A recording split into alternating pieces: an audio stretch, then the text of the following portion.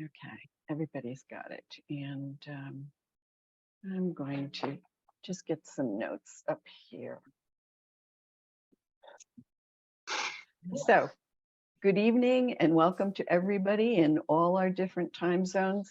I'm Barbara Klein, currently Action Chair of LWV Rogue Valley, Oregon. I also participate on the Oregon League Action Committee. Paula Lee, our co-host, is the Sacramento County League President, as well as VP and Legislative Director for CFER, otherwise known as Californians for Electoral Reform. So say hello or wave, Paula. Great.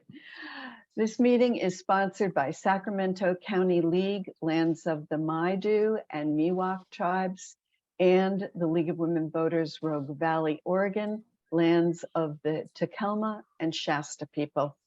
Our meetings or conversations are a grassroots effort by and for League members, especially interested in alternative election reforms, particularly ranked choice voting.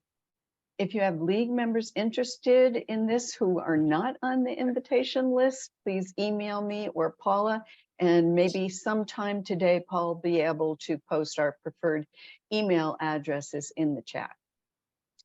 Tonight's theme is data related to PR or proportional representation, specifically the ranked choice voting form of proportional representation. If any of you follow ranked choice voting news, you already know that in my state of Oregon, we need to mute people here. I just muted everybody, and Paula, that includes you, so you may need to unmute yourself. Anyway, I was going to say that in my state of Oregon, our largest city, Portland,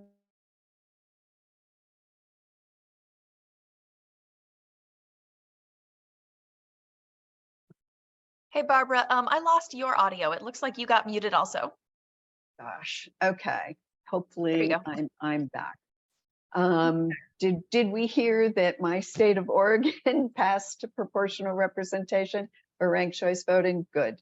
In Portland, our largest city, and that just happened this last November. And the same happened in Portland, Maine, by the way. In Oregon, our league was very involved in supporting the campaign, and I believe the same is true for me.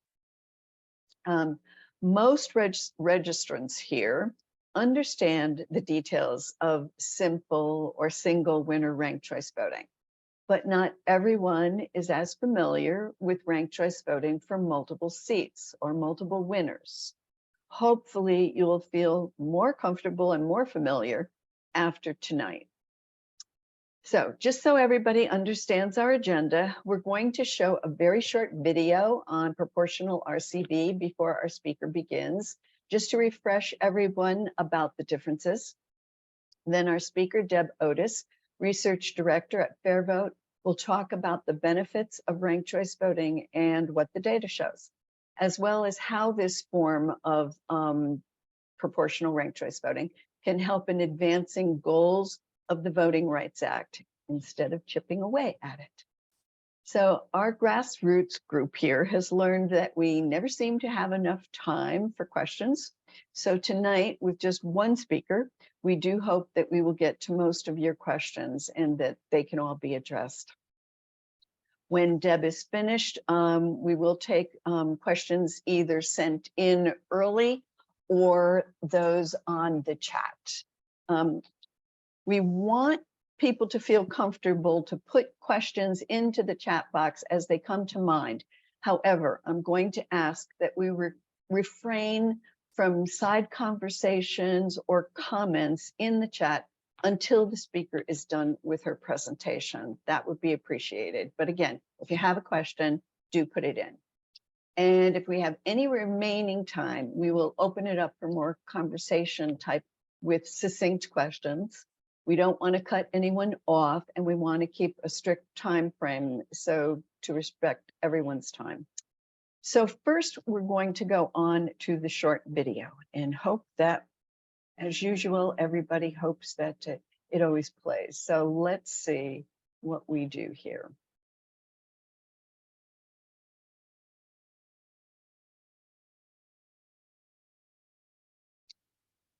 Okay, can everybody see this? Yes. Okay, and when it plays, let me know if there's any sound problems. You know what the problem is.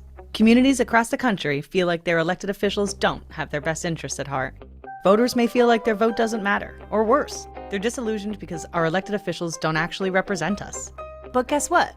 Changing the way we elect our public officials can be a game changer. When you make the rules of the game more fair, you get better results. This game changer is known as ranked choice voting. Now, I know what you're thinking. You're skeptical. But there's an easy way for all of us to feel more represented by our government. Welcome to Ranked Choice Voting 2.0. We first visited Mr. Perez's classroom when the students were choosing one kind of pizza to enjoy for a party to learn how ranked choice voting works. But what happens if we're able to choose more than one kind of pizza? Or in the real world, what if ranked choice voting were being used for an election where more than one person could be elected for a seat? Let's visit Mr. Perez's classroom again. But instead of only being able to select one kind of pizza for the party, students will get to choose 3 different kinds. Combo! Pepperoni! Ham and pineapple? Veggie! Cheese only! Ranking your vote is as easy as 1, 2, 3. You simply indicate your first choice, the candidate you love, your second choice, the candidate you like, and so on. Ranked choice voting assures that community groups have representation in proportion to their share of the vote. A majority will still elect a majority of the representatives. But RCV ensures that folks who aren't in the majority are also able to have their fair share of representation. So how do we determine who wins and who loses when there are multiple seats to fill? This is determined by the winning threshold, the percentage of votes needed for a candidate to be elected. When electing one winner, a candidate needs to earn more than half of the vote, 50% plus 1, to reach a majority. For 2 winners, it's 1/3 of the vote plus 1 to be elected. And for 3 winners, it's 1/4, 25% plus 1, to be elected. For us to select 3 pizzas, each selection will need to get more than 25% of the vote. And the votes are in. Pepperoni pizza was overwhelmingly chosen with 39% of the vote, over the required 25% threshold. If a voter's first choice candidate is elected and has a surplus of votes that they needed to win, that voter has a portion of their vote count for the next person ranked on their ballot. So each voter who had pepperoni as their first choice would have a portion of that vote go to their second choice. 18 of pepperoni voters ranked cheese pizzas at their second choice. So when a portion of those votes go to cheese, it pushes cheese over the threshold and is selected. Now we need to find our 3rd winner. Since no other candidate has reached the threshold, we eliminate the candidate with the fewest votes. Voters who selected combo have their vote instantly go to their next choice. Now, veggie pizza is over the threshold, and we have chosen all 3 pizzas. We have our winners: pepperoni, cheese, and veggie pizza. Ranked choice voting is like this classroom's pizza party. It allows you to vote your conscience without having to worry about wasting your vote or losing your voice, giving voters more choice and more power. Ranked choice voting has been tried and tested. Grassroots-led initiatives to introduce RCV have popped up all across the country. We know this process works, and we know how it can benefit voters and the community at large. No matter how you slice it, RCV is a reform that makes sense. To learn more, visit www.wearedemocracyrising.org.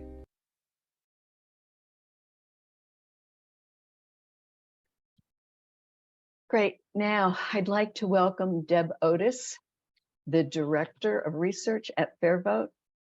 With a decade of experience in research and analytics, Deb is passionate about sharing the data-driven case for why our country needs election reform. In addition to ranked choice voting and proportional representation, Deb's areas of research include comparative electoral systems, political polarization, redistricting, representation for women and people of color, the Electoral College, and election recounts. Personally, I'd like to share that she's been a great asset to leagues around the country. And we welcome her, and we welcome you, Deb, and I'll let you take it from here. Thank you so much. Thanks, Barbara and Paula, for setting this up. And thanks to everyone for making some time this afternoon, evening where I am, to dig into this topic more. This is a topic I'm really excited about. I think as the video made clear, the form of ranked choice voting that is having so much growth around the country right now is the single winner form. And folks are becoming more familiar with it, and that is great because there's certainly an important place for single winner ranked choice voting, but it's also only step one for legislative bodies like city councils, state legislatures, and US Congress. We really need to start talking about proportional representation. And so tonight I will share some slides. I've got a presentation here, and I'll go through some of the data from around the world and from here in the US about places that are already using it, and hopefully make the case for why this moment in politics demands this kind of bold reform, and then leave plenty of time for questions at the end. So I will go ahead and share screen here.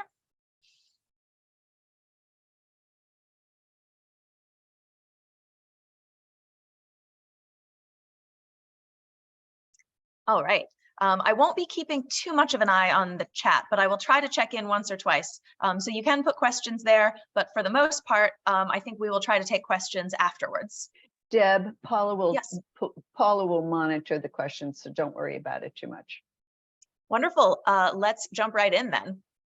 So tonight we're talking about proportional representation at different levels. We're going to talk about it at the city's, state, and federal level. And of course, I see Oregon as a key pioneering location here because having Portland adopt proportional ranked choice voting at a time when most other cities are adopting just level one, I think is really huge to have a city the size of Portland opt into this method. It's a really great thing, and hopefully this helps other cities follow suit and helps all of us get a better understanding of how it works. Make this a more regular part of our reform conversation. So first up, I've got some borrowed graphics here from some partners.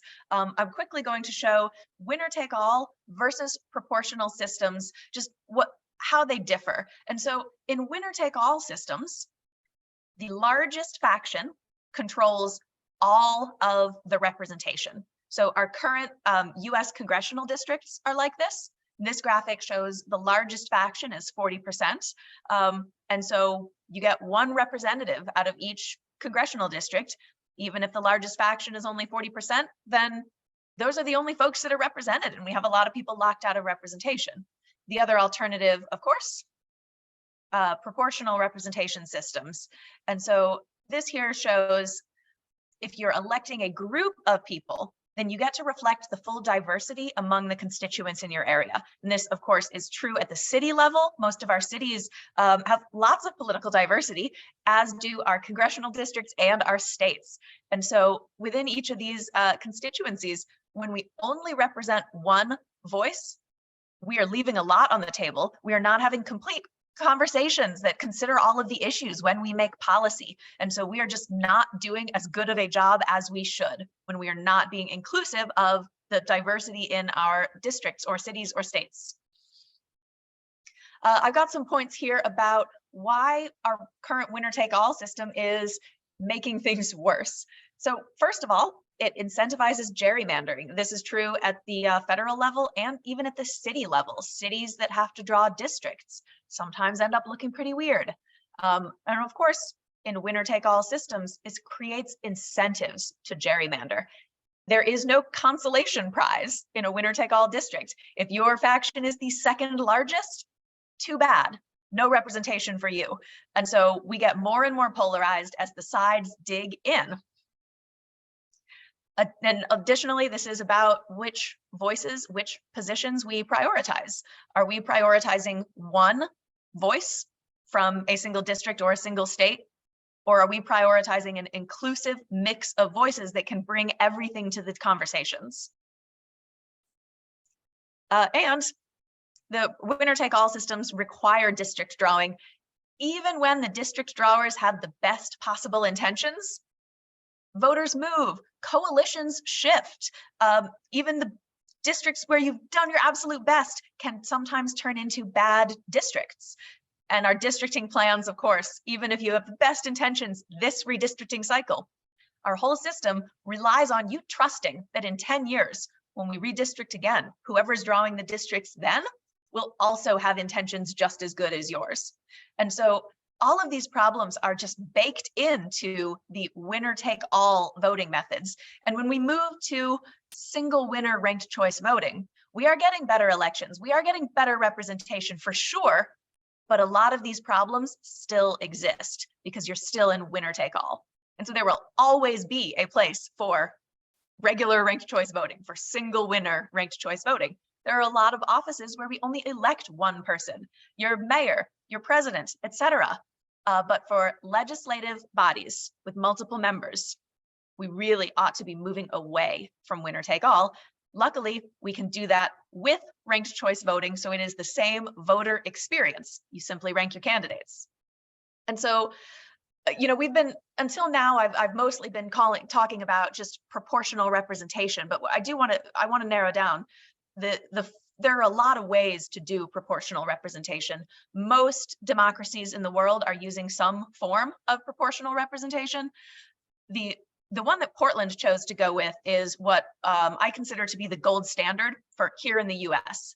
And so this is the proportional ranked choice voting. It is different than the kinds that you might hear about from European countries, for example.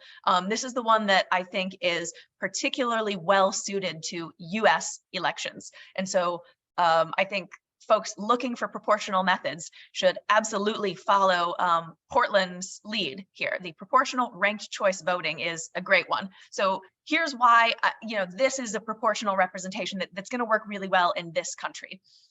Some other forms of it are very party focused.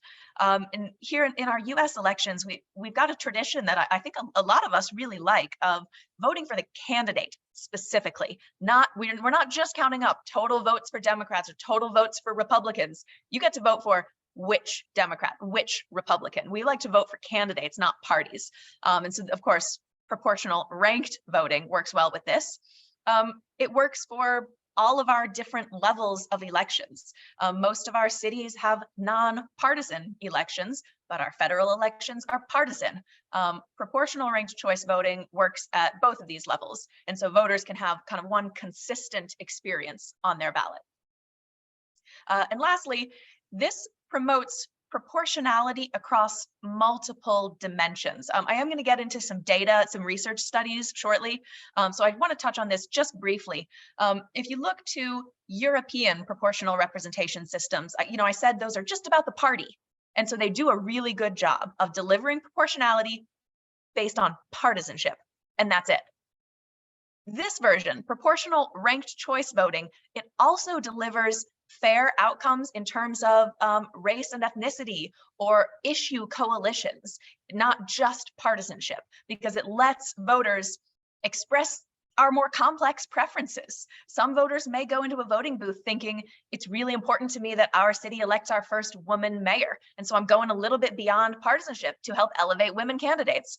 Or maybe the issue you care most about is housing, and you want to ensure that the pro-housing coalition gets enough seats on the city council. These issue coalitions come up a lot in our local elections, and we need a method that lets voters kind of express those preferences beyond just partisanship. And so that's my case for why proportional ranked choice voting is the right form of proportional representation, even though there are other proportional methods out there. So these are the places using it already. In the US, so far, the only fully proportional voting in place is this proportional ranked choice voting. So all of these cities I've listed here are using this type of proportional voting. An exciting one, very last on my list here, you see Arlington, Virginia. They are so new that I haven't even had a chance to change Virginia to blue on my map yet. And so they're going to be using it this summer for the first time. Their county board just approved that. And so if you've looked at the maps of single winner ranked choice voting, you'll notice the map you're looking at now is not quite as full. This reform has not picked up quite as much, although we are seeing a lot more growth in it. This moment to me feels like where ranked choice voting was 10 years ago, when you only had it in 5 cities and people were just starting to see how well it works. And so then we started seeing exponential growth. I like to think we're on the cusp of that with proportional ranked choice voting, but obviously it takes events like this and groups like you that want to learn more about this. Hopefully you'll all be converts at the end. I think we can do it. So quick proportional ranked choice recap. This is similar to what you saw in the video, but I'm putting it here in words because we all learn differently. So proportional ranked choice voting ensures that all groups are represented fairly. And by that, I mean, it will preserve a majority. If there is a majority faction, that faction will earn a majority of seats, but it doesn't give them 100% of seats. It gives them a fair number of seats based on how large that faction is. And it awards some seats to minority factions as well, not just the one group who's in the majority. And the voter experience is simple because a lot of us are already in places that do this. Voters get to rank the candidates on their ballot, as easy as 1, 2, 3, the video said. And then the way that we fill these seats, it's based on an election threshold. And this threshold is based on the number of seats to be filled. And so I've put in here the number that Portland will use, because Portland is going to be doing 3 winner elections. Each district is electing 3 people. So when you tabulate the ranked ballots, anyone who can get over 25% plus 1 wins a seat, and that will get you 3 winners, but not 4 winners. So that's the perfect threshold there. Next up, I'm going to show a slide with a heck of a lot of text. So I will walk through these one at a time. So this is research from the US. Next, we're going to get into stuff around the world. So these are various findings, including research from places that already use it, as well as academic research that's published in journals. And so first up, this is some FairVote research. For the places that already use it, 90% of voters, oops, oh, I think I X'd out of my, sorry about this. Here we go, back to full screen. Okay, 90% of voters get one of their top 3 choices elected. And so these are now voters with more skin in the game. Maybe you didn't get your first choice, but one of your top 3 ended up on city council. Now you're saying, oh yeah, I did vote for that person. That one was my candidate. And so I think this helps a lot with voter engagement for sure. I'm gonna just put my sources here so you know I'm legit. All right, next up, proportional ranked choice for US Congress would reliably secure fair representation for communities of color, and it would lead to fair representation for each political party. And so when I talk about getting proportionality across multiple dimensions, I'm talking about studies like this. When you look at the impact on communities of color or the impact for partisanship, it's coming out fair on both of those dimensions, which is pretty huge because right now in the US, we're missing on both of these dimensions. We're getting it just a little bit wrong. And so a system that can solve both of these is pretty incredible. And so these are studies that have come out of the United States, both of these two, that use modeling, computer modeling to come to these conclusions. Next up, just a study on Cambridge. They're the longest running place to do this in the US. They have had it since the 1940s for their city council and school board. And there's a study on polarization there showing that the candidates and sitting city councilors who came up through this system are not as highly polarized there. So that's a good sign. And lastly, East Point, Michigan started using proportional representation 2019. And our research found that Black communities had more power to elect candidates of choice there, whereas they were being completely shut out in the prior winner-take-all system, because in East Point, the Black voters were a sizable minority of the population, a large group of voters, but not more than half. And so proportional ranked choice voting lets those groups elect a candidate of choice, whereas prior to a proportional method, the majority faction was electing every single seat every single time. So that is what I've got from the US. Next, I want to talk about what folks around the world are finding. Proportional ranked choice works well in divided societies. This is research coming out of Northern Ireland related to conflicts there. And this method was found to be good for societies that are particularly polarized, because it preserves, majority of seats for a majority of faction, but also fair number of seats for any minority factions. Countries using any forms of proportional voting typically see high turnout.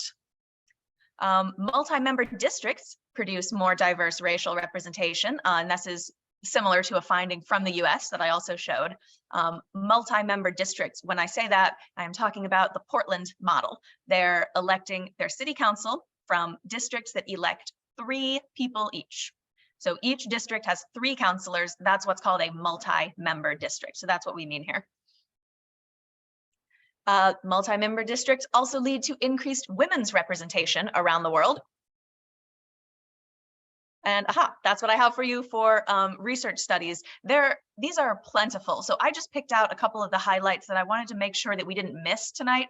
But given that most democracies use some form of proportional voting, there is a lot of political science research about the different systems and how they work around the world.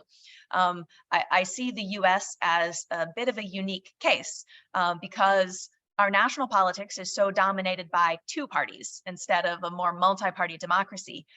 Not all of the international research, I think, perfectly translates, but some of it does, and it can certainly point us in the right direction. Next up, I have a couple of slides just on how the ballots are counted, just to make sure everyone's on the same page. The video touched on this as well, and so we could go through this pretty quickly. Here, I am sort of representing a polarized society here. We have a purple faction. We've got all these purple candidates, and we have an orange faction who's got 2 orange-ish candidates. And so if we look at just the first choices, we're electing 3 people here. So again, this is the Portland model, districts that elect 3 people. So our threshold is 25%. You'll see that dotted line there. If you cross 25%, you win. Now, imagine what would happen if we were not using proportional voting, but still electing 3 seats. We would just elect the top 3 vote getters, right? So you would elect plum, rust, and apricot. So we'd elect 1 purple and 2 oranges. But if we really look at all of these vote totals, it looks like purple voters are about 2/3 of the electorate.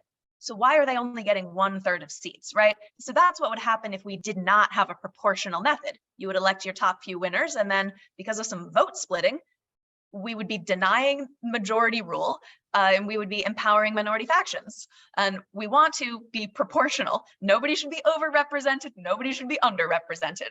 So let's do the ranked choice voting of this to see how these 3 seats get filled.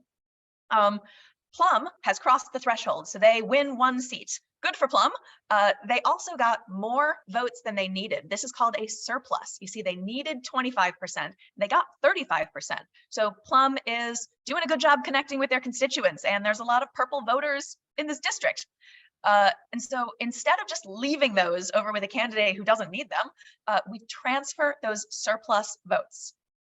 Because all of us love regular ranked choice voting, I think we all understand how to transfer votes from the losing candidate, right? Because we don't want to waste votes on a candidate who can't win.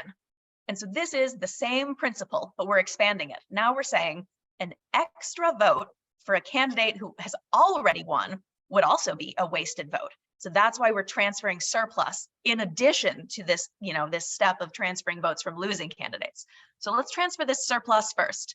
The surplus vote goes to these voters' second choice. It's a fractional transfer method. Think of it like if your vote was $1, you only needed 90 cents to elect your favorite candidate. This method lets you use that extra 10 cents on your second choice to make sure every vote counts at exactly the same weight. Everybody gets a full 100% of their vote, and we make that all impactful. So transferring surplus. Of these, the surplus Plum vote, most of it went to the other purple candidates, but a little bit of it went to one of the orange candidates. We have some cross-party voting here, cool. And so now we see Rust has also achieved their threshold, so they win the second seat. We've now filled 2 seats out of 3. Next up, we don't have any surplus votes to transfer. So I'm going to eliminate the last place candidate and transfer those votes instead. So I eliminated lavender, and all of that was kind of the medium purple color, transferred to those folks' next choice. Most of them went to another lavender candidate. This is our final round because we have 3 winners. We stop once we have filled all 3 seats.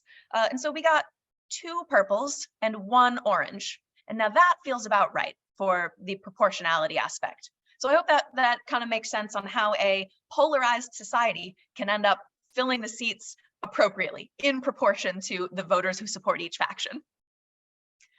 We are almost done here. I will show a couple of examples of how this works in cities at the municipal level and how it can work for US Congress. So Portland, of course, gets like its 8th shout out of the night. And so this map is just an example. When Portland implements this for real, there's going to be a official map drawn. So this one's just an example. Portland is going to have 4 districts, and each of these is going to elect 3 people. So it's a multi-member district. And so this balances neighborhood concerns and citywide concerns. This gets fair representation for communities of color in Portland and for any other issue coalitions that form. More voices represented on council and minimizes gerrymandering. Sure, we still have to draw districts, but we don't have to draw so many. And when we're electing with proportional methods, the lines just don't matter as much. You can't cut out a community in the same way by drawing a line and putting them into another district. Because of proportionality, they still get a voice, even if you move a neighborhood into a different district. Next up, Cambridge. This is a really cool visualization. This map is the city of Cambridge, Massachusetts. And the colors are of the 9 city council winners. In each precinct, which of the winners got the most first choice votes? So who was the most popular councillor? Who was the most popular winner in each neighborhood of Cambridge?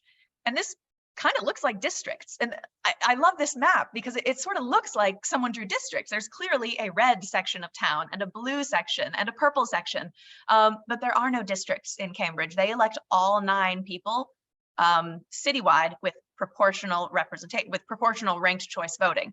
And so in this particular election, we saw basically neighborhood representation arising in most cases, but not all.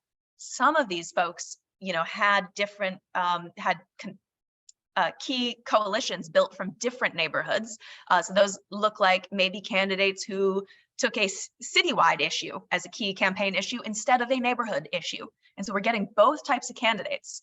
And so I hope this is showing how folks still end up with local representation, or they get representatives who are speaking to their issues, even when they're in a big district that has multiple representatives. I'll bet folks in Cambridge know which of these counselors they can call when they have an issue. They know who is, the one who's paying attention to their issues. And I put some stats on the slide here. Most voters are getting one of their top 3 choices. 94% of voters choose to rank multiple candidates. So that's like 19 out of 20 people. When you get that ranked ballot, they're choosing to keep ranking. So that's our Cambridge, little Cambridge case study. I wanted to touch on how this interacts with voting rights. So I'm going to use California as an example here because California has a state voting rights act. And since that voting rights act, the state voting rights act went into effect, hundreds of municipalities have changed from a winner take all like at citywide at large elections into districts. So they are now drawing districts because they had a voting rights violation under this state law. And going to districts was assumed to be kind of the easiest way to make sure minority communities had their voices heard. It's not the only way, obviously. That's why we're here. So most of them went to districts. Sometimes single winner districts cannot get you fair representation, even with well-intentioned district drawing. As an example, let's consider a city where there is a large Chinese American community maybe most of those Chinese American voters live in 1 or 2 neighborhoods. Okay, if you wanted to ensure those voters had representation on city council, you can pretty easily draw a district to make sure they have power to elect a candidate of choice. But what about a city where the Chinese American community does not live in 1 or 2 neighborhoods, but are spread out throughout the city? How would you possibly draw a fair district? in some cities, it's just not possible to get representation for communities if they are geographically dispersed. And so this is why kind of this proportional representation method can be a better solution than districts when you've got voting rights issues. East Point, Michigan is an example. They got hit with a Voting Rights Act lawsuit under the Federal Voting Rights Act, contrasted with the California cities who are mostly doing it because of the state law. And they were the first city to use proportional ranked choice voting to remedy this problem. You know, the solution most folks use is to draw districts. East Point said, well, let's not create, like, gerrymander our city into majority minority districts here, you know, gerrymandered districts up here. They said, let's do citywide elections with proportional ranked choice voting. And since then, a few other cities have done the same, although this hasn't really gained a lot of traction. I will briefly highlight where I see some opportunities here and where I see challenges for the movement. The key opportunity is more states are moving to adopt state voting rights acts. The state of New York has one that's going into effect this summer, so a few more months from now. And so if it's anything like California, once this law goes into effect, a lot of cities are going to be notified that they have a violation, and they're diluting votes and need to do something about it. And so there's an opportunity here to show that this method can make your elections a lot easier from an administration point of view. You don't have to draw districts. We can get things fair. Challenges that we potentially foresee moving forward with this. One, the current legal landscape in the country seems to be the federal courts maybe are less friendly towards voting rights challenges. So the federal government might not be bringing as many voting rights cases as they have in the past. There are currently a lot of southern cities that are under particular election plans because the federal government stepped in based on the Voting Rights Act.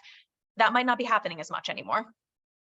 And just on changing the status quo, there really is a long history in this country of successfully gaining representation from minority communities using majority minority districts. So using district drawing really has been successful, especially when we look back to right after the Federal Voting Rights Act was passed. Then the concept of drawing majority minority districts in order to increase congressional representation, it did work. And so there is certainly some hesitation around embracing a new method. I think some of the changes to the way the courts are interpreting voting rights protections might help with that, might help some adherents of the old methods start to understand that maybe we're going to need new ones. But this is a challenge that we potentially see.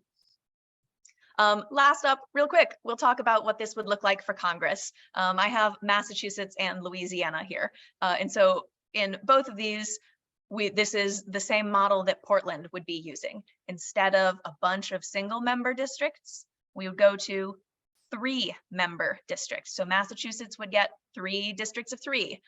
Louisiana would get 2 districts of 3. This can be done by Congress. This does not need a constitutional amendment because it's preserving the state congressional delegations. Massachusetts is still just getting their Massachusetts share of representatives, but they could elect them proportionally. So this does not need a constitutional amendment. Congress could do this. And I think that onus is on Congress to act here because voters are ready for something different. This is solving gerrymandering. This is increasing representation. And this is going to make our elections better for voters and make politics better, I think, for elected officials as well. That is all that I have for you. So I will quit sharing and hand the microphone back over to our hosts for a Q&A. Great. Deb, that was really very interesting. And I would also say, I'm removing your spotlight for a second. I loved the Cambridge map. I just have to share that. That is really very terrific. I can see, I was watching a little bit of the chat, and even though we didn't want this to be a ranked choice voting proportional representation style 101 class, I do think there may be some questions still. So people may have to ask those, and I was going to take advantage of being the host to ask my own question, but I think I'm going to let others do it first because there seems to be some. And I'm going to ask, Paula's probably going to come on to ask those questions. And if there's some that really relate more to Deb's specialty of data, ask those first if it's possible, but otherwise you take whatever questions you need. Okay, of course. I was absolutely fascinated. This is Paula by Deb's presentation. Thank you so much, Deb. I have several questions myself, but one here from Carlene Shaw. And thank you all for not having a conversation during her presentation. So here go the questions. So Deb, do you tally the second choices of all the votes of the top vote getter, then allocate the surplus proportionality to the other candidates? Yes, I see that this is a good question. When we're midway through this tabulation and we have some surplus votes, but we also have candidates below the threshold, and we're deciding which one of these do we transfer first. Exactly as Steve mentioned in the chat, we always transfer the surplus first, and that's because we don't want to eliminate any candidates until we absolutely have to. Candidate elimination is the last resort.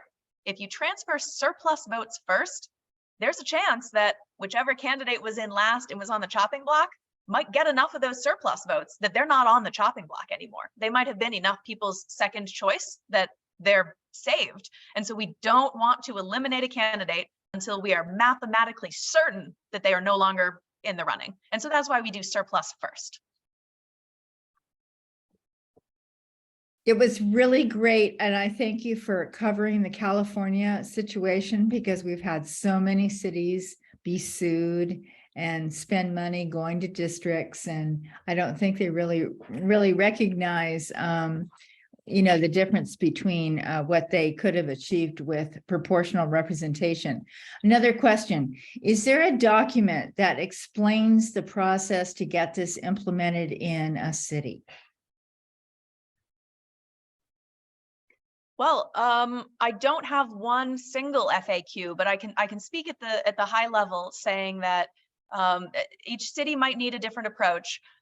In general, most states are going to have some cities that are charter cities and really have their own control over their own charter, and some cities are non-charter cities or general law cities and are more governed by things outside of their city. And so if someone has a specific question about the individual place you live, we would be absolutely happy at FairVote to take a look and advise you on kind of what path you need. Most cities that adopt any form of ranked choice voting did it through a charter review process. A lot of cities maybe go through that kind of process every 10 years or so. And so they add ranked choice voting to the charter, and then the voters get to vote to implement that charter. And so most of them kind of happen through a combination of insider and grassroots voting for it on the ballot work. And I would say the League of Women Voters can have a great influence there, right? Deb, what are the costs to a county or city for switching from winner take all to PR? That depends on what you're switching from. If your city, we're recommending a ranked choice proportional, and so you need tabulators that can count ranked choice ballots. Most places already have those, because if you've got machines that are made within the last 15 or 20 years, they're already ranked choice compatible. That's great. If you're using older machines, you might need some budget to upgrade there.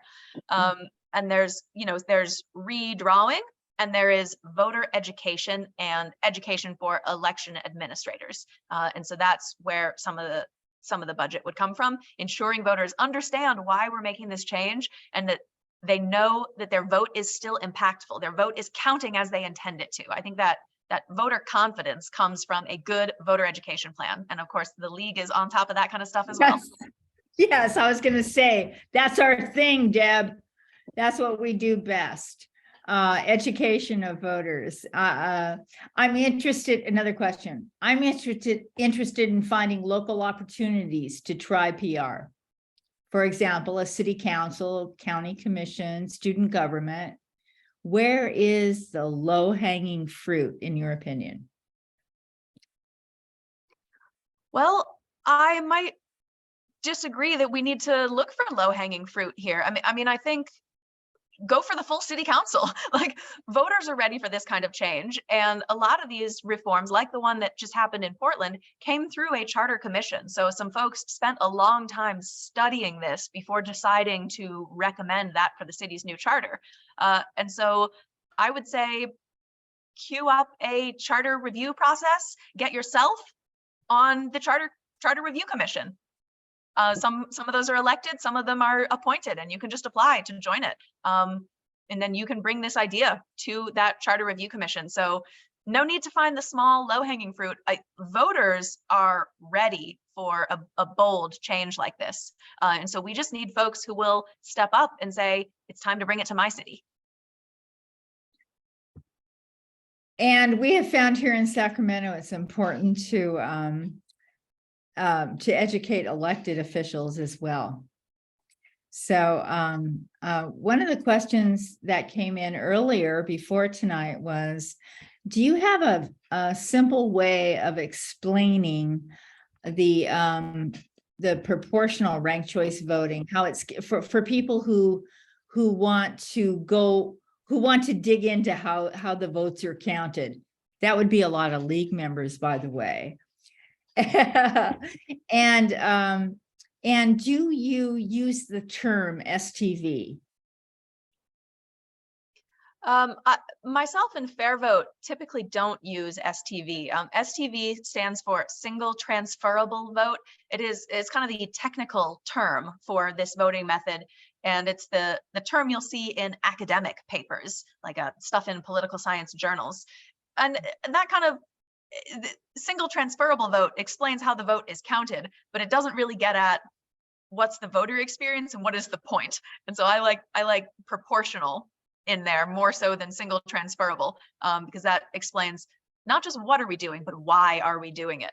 And so I'd say the simplest way to start the explanation on this is about the thresholds. So when you're electing multiple people, you elect everyone who crosses the victory threshold. And you can use 25% as an example. You know, if you're electing 3 people, anyone who gets 25% plus 1 gets a seat. And then let that sink in. So understanding that threshold is key to it. The threshold is what empowers minority factions to have a voice. You don't need more than 50% in order to get a seat on the council. You need 25% plus 1. And so that's where I always start. If people want to get more detailed, then I'd say send them some materials. Don't try to do this verbally. If you use the term fractional transfer of surplus votes without showing a video, you're going to lose them. You know, Deb, that's what I liked about your example when you said you have $1, you want to spend 90 cents, but you have 10 cents left that you can spend here. You know, that was really very practical and easy to understand. So Barbara, we're at 6 minutes. There was one question about Albany, California, I saw come in. I don't know if you saw that.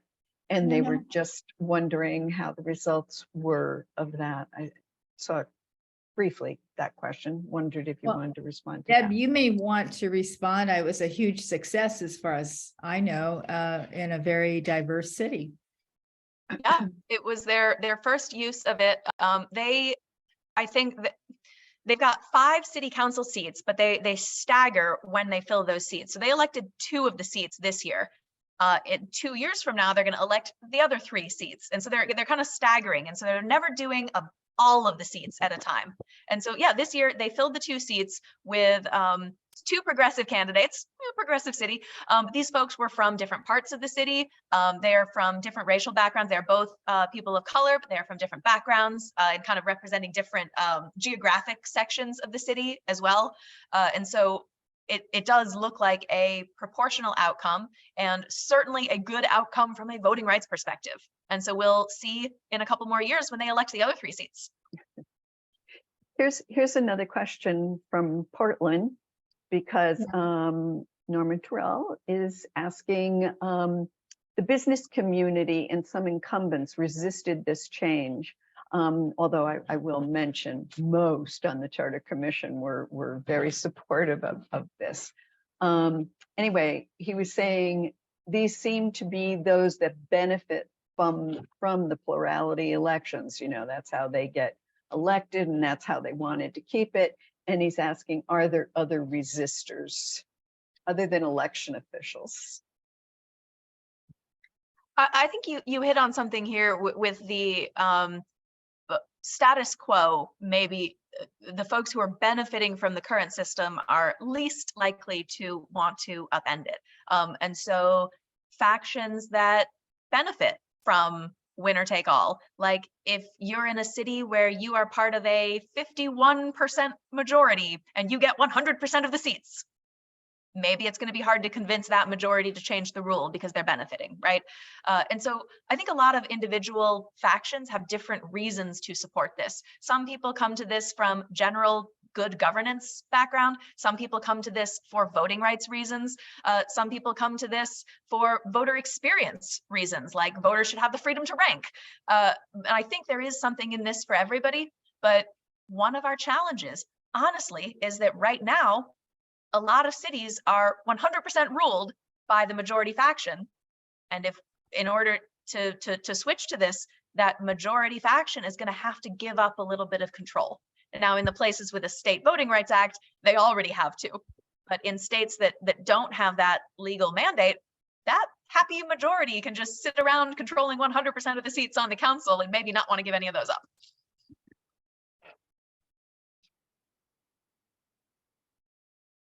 Paula, did you want to go in for another?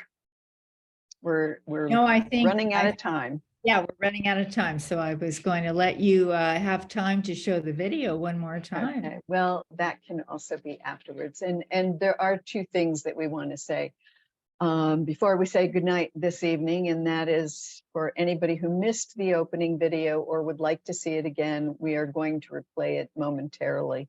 And I do have to say, I saw a question come in about conflating what somebody wanted to call instant runoff voting and ranked choice voting. And the thing is, for the voter, the ballot is the same. And so that's why sometimes we call it a simple or a single ranked choice voting and a proportional. And I think that's important for people to know. It's not meant to confuse, it's actually meant to be more simple. And if you stay and see the video again, maybe you'll catch that as well. And second, I want to assure Deb Otis that if we were in person and weren't muted, we would all be clapping for her. This was a great job. Deb, you always do a great job. And we want to really send you a big thank you. We really appreciated your insight tonight and a lot of the points that you were bringing out. Paula, is there any announcement that you wanted to make before we go on? Well, I just wanted to say thank you all for being here, and I am looking forward to our next electoral reform advocates quarterly meeting like this, and any suggestions any of you have for speakers would be welcome. But Barbara and I have lots of ideas going here because this movement has really taken off, and there are so many wonderful speakers that we can access to nationally. So I would also encourage any of you on this call to use program planning to perhaps raise the issue of ranked choice voting and electoral reform systems in your program planning meetings. Good, great. I will remind everybody, if you want to save the chat, do it before you hit leave the meeting and forget about it. And we'll also say Happy New Year to everyone. And we're going to start the recording. Whoops, before we go, if we have 1 minute, we do have a question before we go on to that video. If you don't mind, Deb. Okay, Neil, go ahead and unmute yourself. Hi, thanks so much for promoting proportional representation. The point, a quick point is about single transferable vote being helpful because Utah is really doing exactly the wrong thing with ranked ballots. They're tabulating it in a way that is worse than plurality. So I really encourage you to first of all, stand against that and then to clarify that. And I just also want to make sure that people know, as noted in the chat, that there are many methods to getting proportional representation that are actually, in my mind, simpler. The Boulder League is looking a lot at that. So again, all the different ways we can get to proportional are great. So thanks again. Thank you. Deb, do you want to respond to that? Yeah, thank you for that comment and for pointing out the Utah situation. There was a time when FairVote used to call this multi-winner ranked choice voting, but now, as Neil points out, there are folks doing different ways to count the votes that are not proportional. And so that's what's happening in Utah, and that was deliberate. The policymakers in Utah did not want a proportional method, but they wanted a ranked method. And so that's why we definitely use the term proportional ranked choice voting to differentiate from the ones that aren't. And yeah, this one is the gold standard. This is the method that we are recommending, and that it is growing around the country. Thank you, Deb. I appreciate that. And I'm really glad we got to end on that note because I think it's an important one. And again, I'll remind everybody to save the chat. I'm going to start the video again, and then we're going to end. So we'll say good night now. And I hope I can start it again. Oops, I have closed it. Of course. It'll take me a minute. If people want to leave now, we understand. And it's worth waiting for. Okay, well. And someone just joined the meeting. Oh, there you go.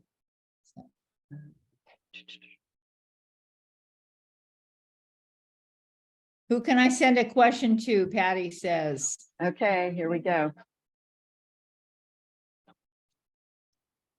Voters may feel like their vote doesn't matter or work.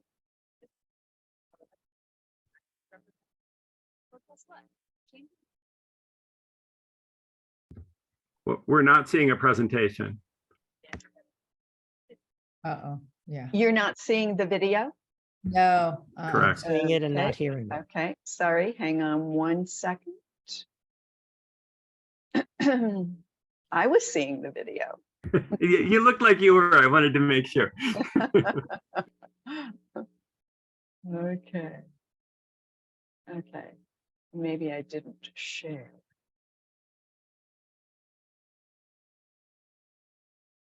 Okay, tell me if you don't hear it now. You know what the problem is. Communities They're- across the country feel like their elected officials don't have their best interests at heart. Voters may feel like their vote doesn't matter, or worse, they're disillusioned because our elected officials don't actually represent us. But guess what? Changing the way we elect our public officials can be a game changer. When you make the rules of the game more fair, you get better results. This game changer is known as ranked choice voting. Now, I know what you're thinking. You're skeptical. But there's an easy way for all of us to feel more represented by our government. Welcome to Ranked Choice Voting 2.0. We first visited Mr. Perez's classroom when the students were choosing one kind of pizza to enjoy for a party to learn how ranked choice voting works.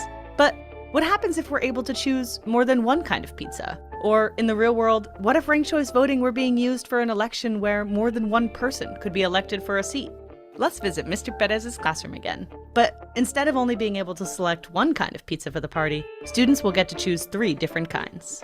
Combo! Pepperoni! Ham and pineapple? Veggie! Cheese only! Ranking your vote is as easy as 1, 2, 3. You simply indicate your first choice, the candidate you love, your second choice, the candidate you like, and so on. Ranked choice voting assures that community groups have representation in proportion to their share of the vote. A majority will still elect a majority of the representatives.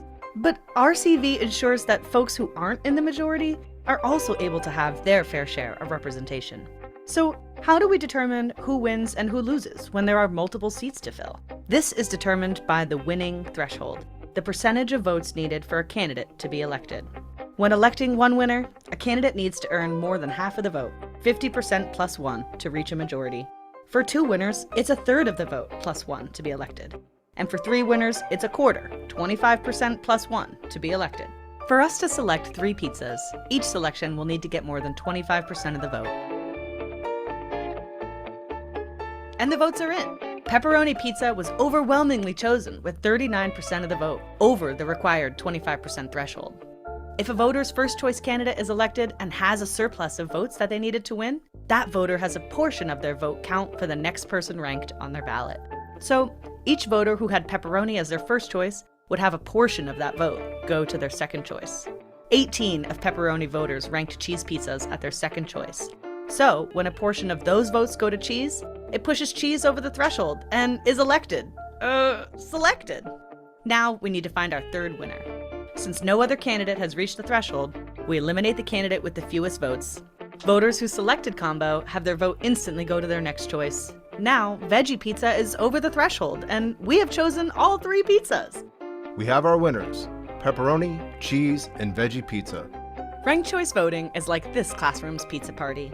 It allows you to vote your conscience without having to worry about wasting your vote or losing your voice, giving voters more choice and more power.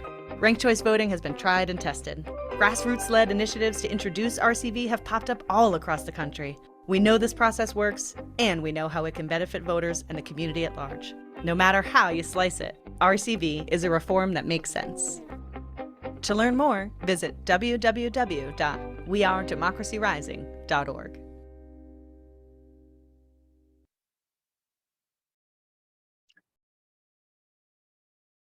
We are saying good night after that. I'm glad we heard it after all. And if there are any other questions, you know that you can write Paula or I, and we can forward them on to Deb. And Deb, I really appreciate you being here again tonight. Paula, is there anything else before we're closing, other than I need to stop the recorder? What a fabulous hour. Well, Oops.